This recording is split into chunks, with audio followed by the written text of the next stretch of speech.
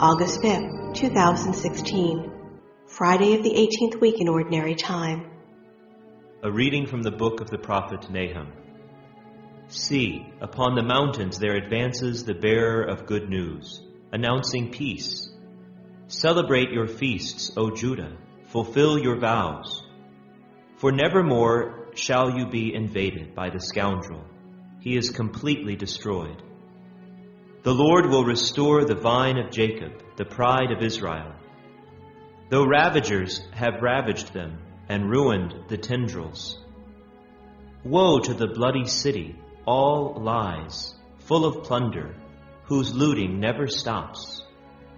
The crack of the whip, the rumbling sounds of wheels, horses a-gallop, chariots bounding, cavalry charging, the flame of the sword, the flash of the spear, the many slain, the heaping corpses, the endless bodies to stumble upon. I will cast filth upon you, disgrace you and put you to shame, till everyone who sees you runs from you, saying, Nineveh is destroyed. Who can pity her? Where can one find any to console her? The word of the Lord. The responsorial psalm. The response is, It is I who deal death and give life.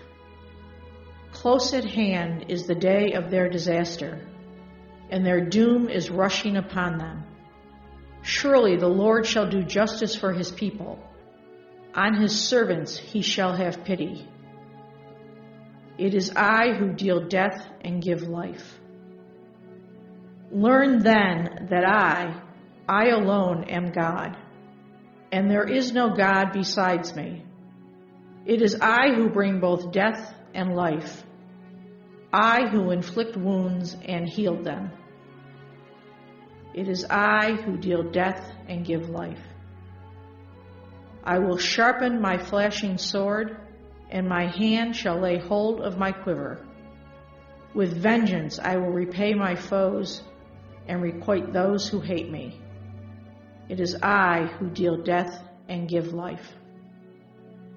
A reading from the Holy Gospel according to Matthew. Jesus said to his disciples, Whoever wishes to come after me must deny himself, take up his cross, and follow me. For whoever wishes to save his life will lose it, but whoever loses his life for my sake will find it. What profit would there be for one to gain the whole world and forfeit his life? Or what can one give in exchange for his life? For the Son of Man will come with his angels in his Father's glory, and then he will repay each according to his conduct.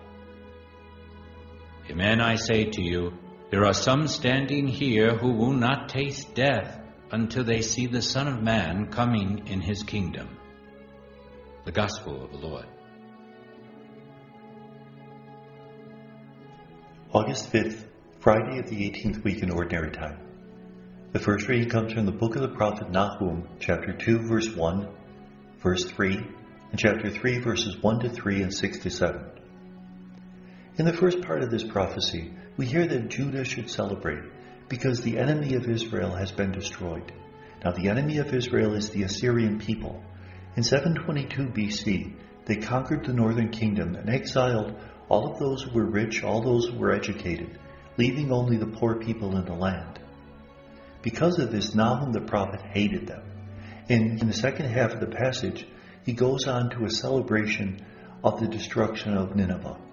In fact, in the late 7th century BC, Nineveh was destroyed. And this is a description of how the enemy came up against Nineveh, and it was literally melted away.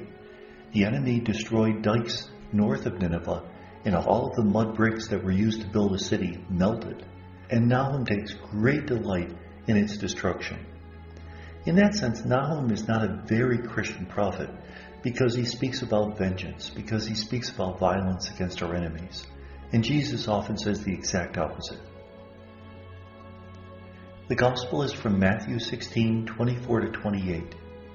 Jesus reminds his disciples that if they want to save their lives, they have to be willing to lose it. He has talked about the fact that he's going to suffer and die.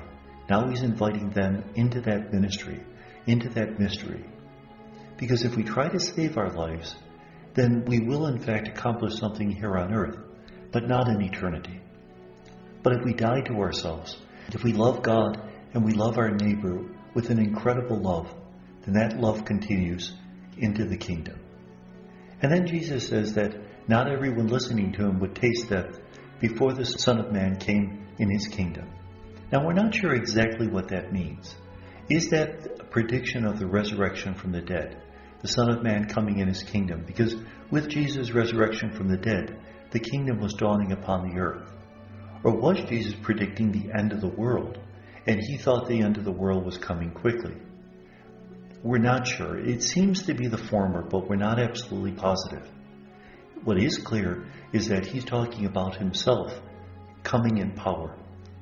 And in the letter to the Romans, we hear that Jesus came in power through the Spirit at his resurrection. So we tend to lean towards that interpretation. And may God bless us.